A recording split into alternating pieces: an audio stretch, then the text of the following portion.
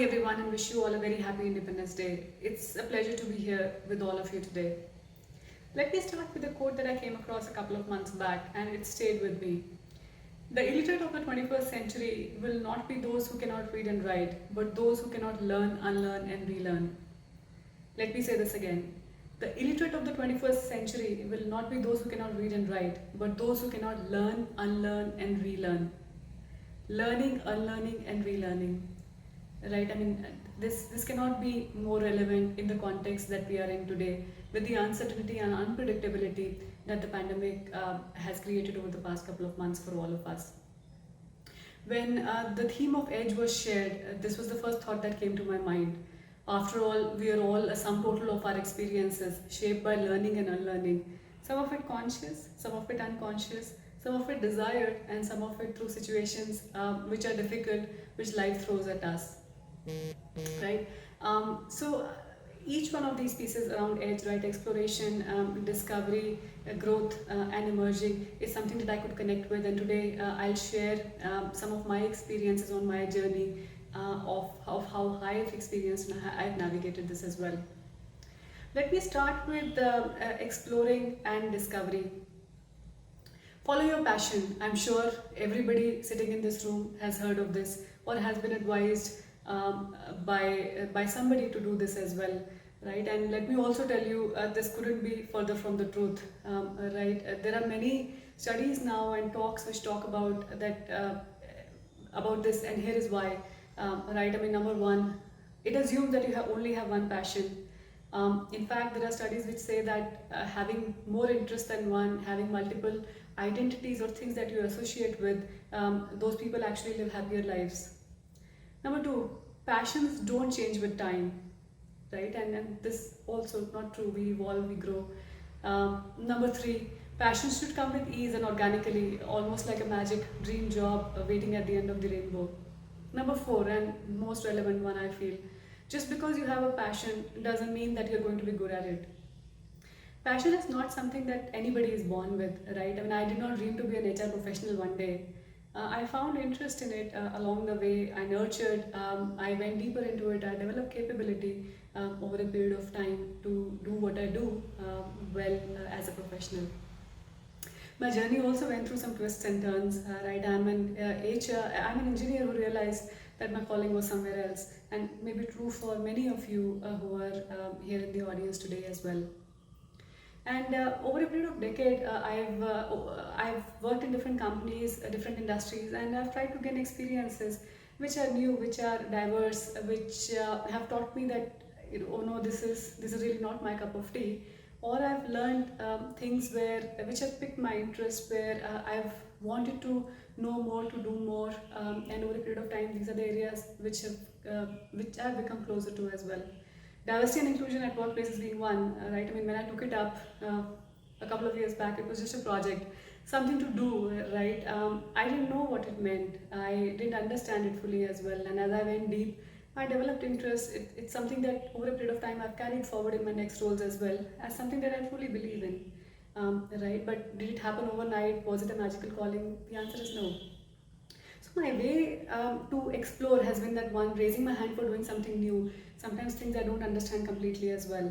Number two, switching roles or sometimes even jobs when I felt that I wasn't learning enough to push me a bit out of my comfort zone.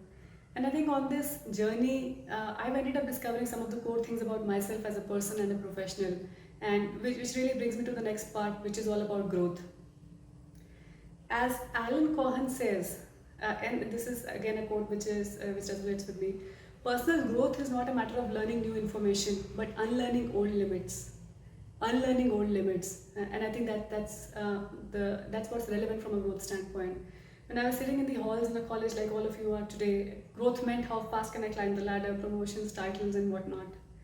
As I've acquired more grey hair on my own journey, I've also come to realize that growth has been about overcoming limitations of things which hold you back, right, from being a better version of yourself, from truly reaching your potential. Let me put it that way.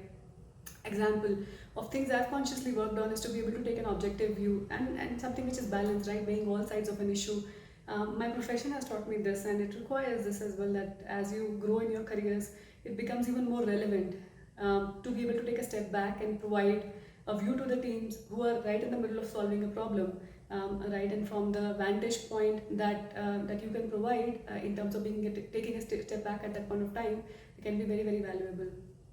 Growth will eventually happen as we go through life, right? I mean, there is one way which I feel can help do this consciously. As I look back at the wide-eyed intern who started a corporate career more than a decade back, and I think about myself now, I think what has helped me is taking these reflective pauses to think from time to time.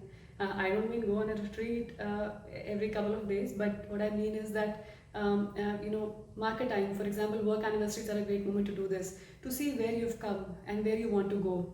Sometimes having a sounding board for these discussions, a close friend, a mentor, a partner can also help, right? Sometimes journaling also helps for those of you who are more maybe introvertish, right?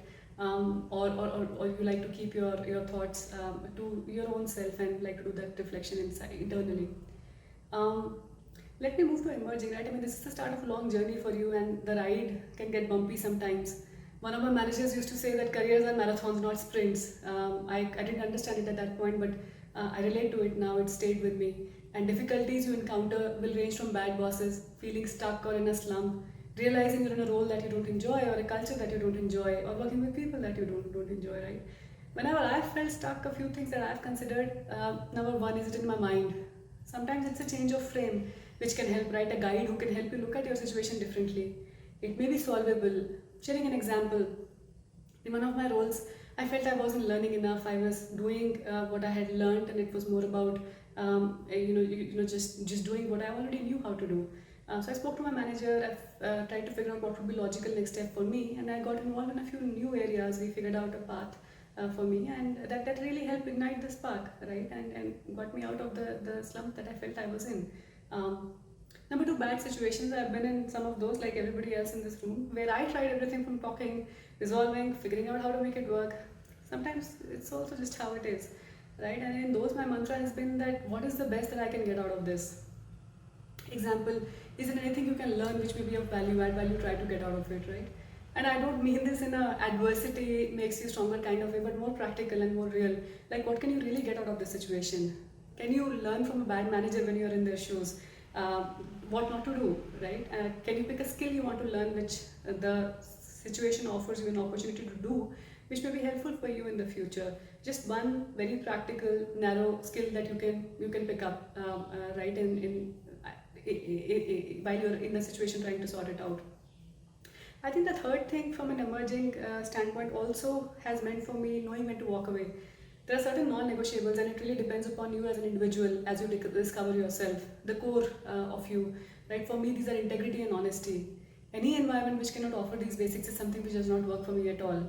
These situations where there's a fundamental value system conflict, just simply walk away. The only thing you will regret is not doing it sooner.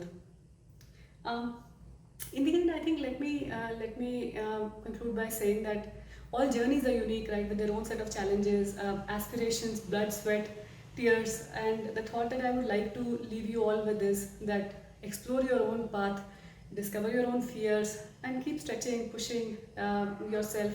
Right, and in the end, I think it's all just about giving it the best shot that you've got. Thank you.